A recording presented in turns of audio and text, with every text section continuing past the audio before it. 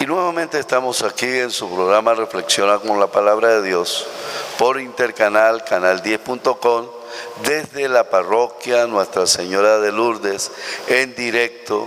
Hoy como invitada especial, la hermana Estrella, de Apóstoles de la Palabra, de este gran fundador, el padre Flaviano Amatuli, comunidad que está, su eje central está en México y actualmente se encuentra extendida por toda Latinoamérica. Una de ellos es Venezuela, donde está actualmente la hermana Estrella, en la ciudad de Barquisimeto, Estado Lara. Bueno, hablábamos un momento sobre la Iglesia Católica, hermana. Hay un fundamento, ¿no? Ahí la escritura del San Mateo capítulo 16, que nos habla bien sobre la Iglesia Católica. Pero también está el libro de los Hechos de los Apóstoles, que Jesús nuestro Señor nos define la universalidad, la catolicidad que tiene nuestra iglesia.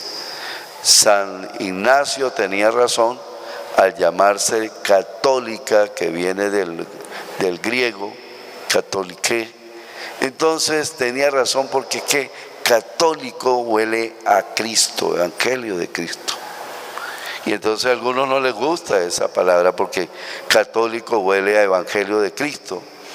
Entonces quiero definir lo siguiente: si nuestra iglesia católica no es la fundada por Cristo, nuevamente hago la pregunta: ¿por qué los restos del apóstol San Pedro, sus reliquias, sus escritos que él dictó, por qué se encuentran en la iglesia católica? ¿Por qué el altar del Vaticano, donde celebra el Papa, los sucesores de San Pedro, los papas anteriormente, San Juan XXIII, San Pablo I,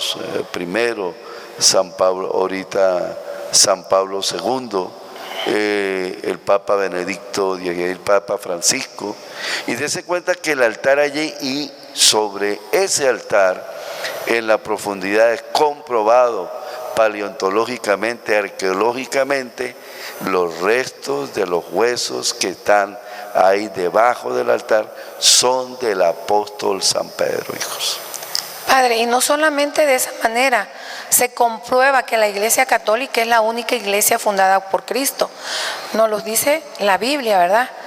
También tenemos la historia universal, que nos habla de la presencia de la Iglesia Católica, positivamente o negativamente, porque no vamos a negar que la Iglesia tuvo sus errores, sus fallas, y que eso está dentro de la historia. Y pues nos vamos a la historia de cualquier país. Hace 500 años, ¿en qué creían los moradores de estas tierras? En el Dios del sol, en el Dios de la luna, en el Dios del fuego. Cuando vienen los misioneros, cuando vienen los españoles a conquistar, vienen acompañados de los misioneros franciscanos y dominicos, que, como usted sabe, son las comunidades religiosas más antiguas de nuestra iglesia. Y desde entonces, América Latina, sobre todo Venezuela, se hizo católica. ¿Por qué no se hizo evangélica? ¿Por qué no se hizo testiga de Jehová, mormona o cualquier otro grupo protestante? Porque hace 500 años estos grupos no existían. Si acaso la más antigua tendrá 300 años.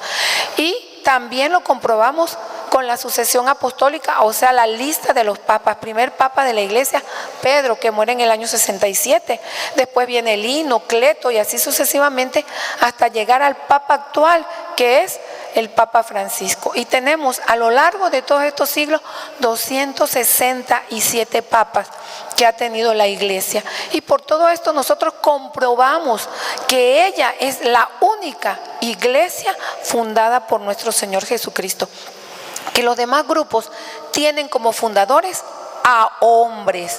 Entonces yo les pregunto a ustedes, ¿ustedes quisieran estar en una iglesia fundada por hombres o estar en la verdadera y única iglesia fundada por Cristo? Al menos yo, de mi parte, yo estoy feliz, contenta y me siento firme en esta única iglesia que fundó nuestro Señor Jesucristo. En ella nací y en ella moriré. La historia también, como acaba de decir la hermana Estrella, demuestra muchas razones, hijo. Muchas razones, no tan solo materiales, sino también espirituales. Manifestaciones claras de Dios, por ejemplo, por decir algo de esa manifestación clara de Dios, de el milagro del cuerpo y la sangre de Cristo, el Corpus Christi. Manifestaciones claras como la sábana de Turín. ¿Y dónde está esa sábana? En la Iglesia Católica. Manifestaciones como también podemos decir el cáliz en el cual Jesucristo nuestro Señor celebró la última cena, que es la primera Eucaristía, vive y está en la Iglesia Católica, que casualmente el Papa Santo San Juan Pablo II celebró antes de partir de este mundo. Entonces, hijos, volvamos a esto. Acabamos de denunciar, volvamos a ahondar, verlo más agudamente, hermana Estrella, porque ellos ven el apoderamiento de la Iglesia Católica como un plan militar. Bueno, padre, como yo mencionaba al principio, ellos toman ahora sí, como país piloto Guatemala, que usted sabe que Guatemala es un país con toda su cultura viene pues de los indígenas, y yo también soy de un país con muchas raíces indígenas y que mexicanas, ¿verdad? Y que somos muy arraigados en nuestras culturas, en nuestras costumbres que vienen de nuestros antepasados. Entonces ellos dijeron, bueno, si nosotros podemos lograr que Guatemala se convierta, América Latina, según ellos, es pan comido. Y bueno, como ya mencionaba yo, con tristeza, con dolor, Guatemala hoy en un 70% es evangélica.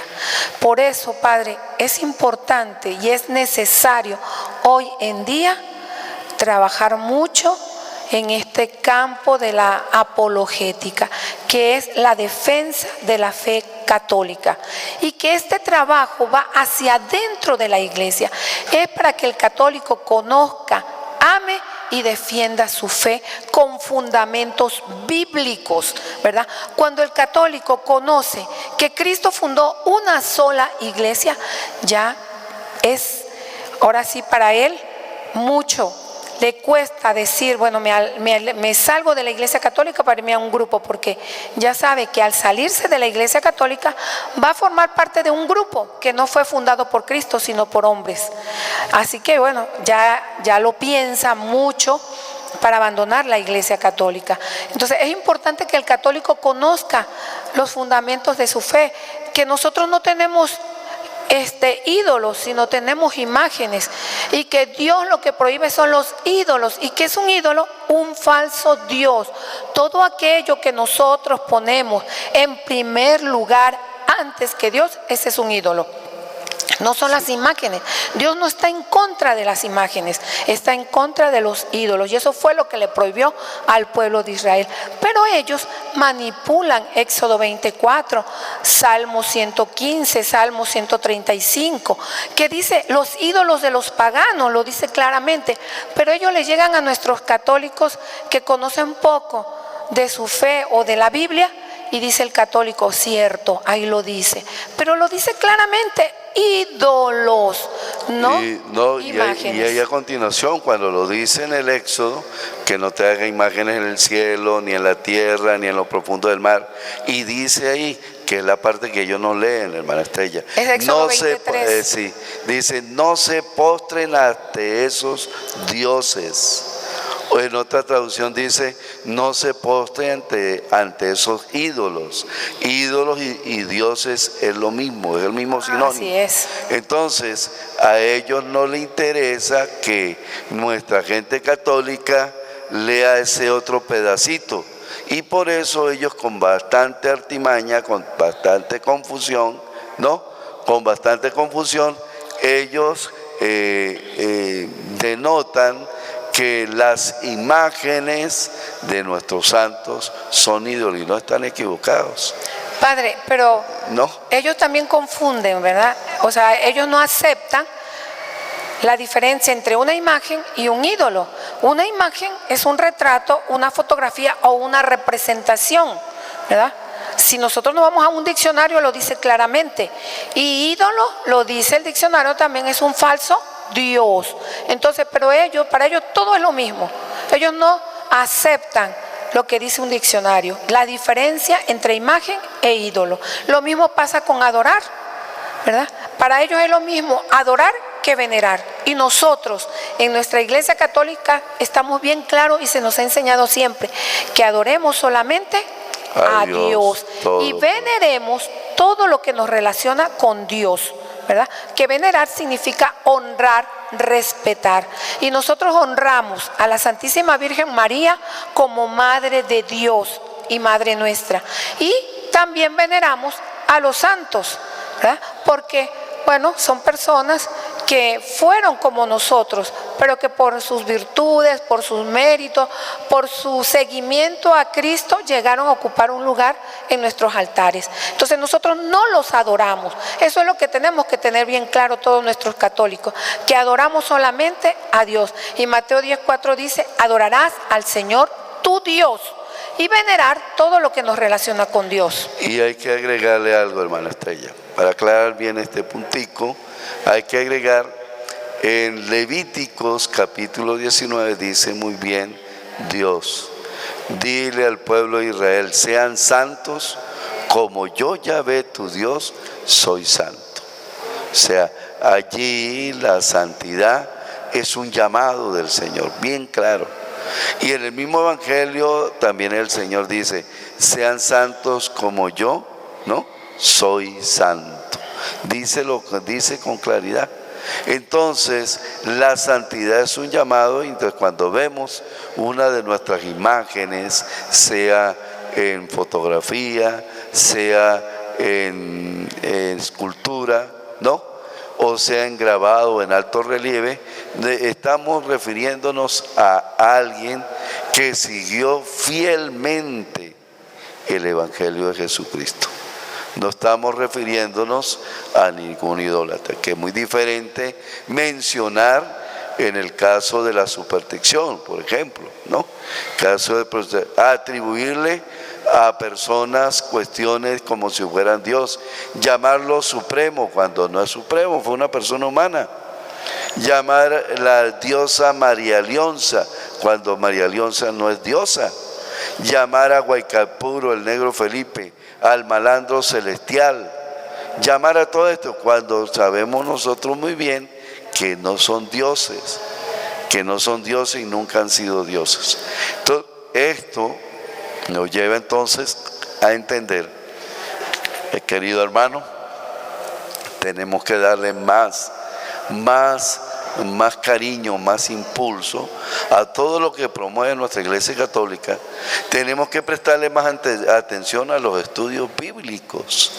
En nuestra escuela tiene que ver, ¿por qué tiene que ver en nuestra escuela estudios bíblicos? Usted que ya es una hermana religiosa, nutrida ya en la misión, cuénteme alguna de esas experiencias que usted ha tenido casualmente de esos estudios bíblicos. Me habla usted, por ejemplo, de Apure, de una comunidad religiosa. Sería interesante para que lo escuche, para entender por qué no podemos unirnos a esa estrategia militar que quiere totalmente acabar con nuestra Iglesia Católica. Pero les tengo un anuncio: no podrán con la Iglesia Católica, hijos. Así es, Padre. Cristo lo dijo muy claro, yo estaré con ustedes todos los días hasta el fin del mundo, ¿verdad? Mateo 16:18, segunda parte. Eso es bien importante. Así, miren, ellos hagan todas las estrategias del mundo, nunca van a poder con la Iglesia Católica. Pero sí es importante y es necesario que nosotros como católicos nos preparemos, nos formemos en el campo bíblico.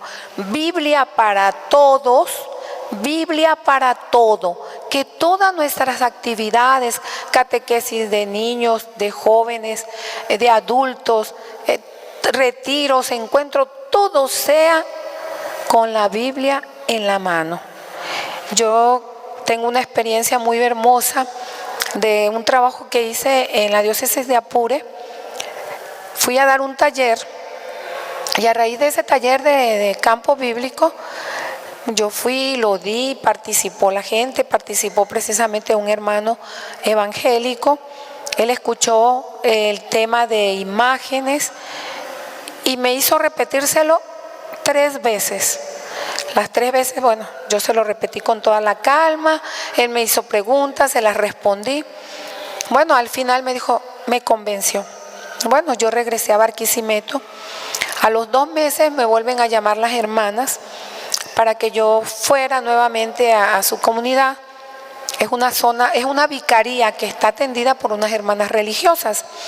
Regresé y ellas me dicen, es que queríamos que usted viniera porque le tenemos una sorpresa. Bueno, no me quisieron adelantar nada. Al otro día que nos reunimos, la sorpresa era que el grupo había crecido, ¿verdad? Ya no eran 22 personas, ya eran 44 personas las que ya tenía el grupo.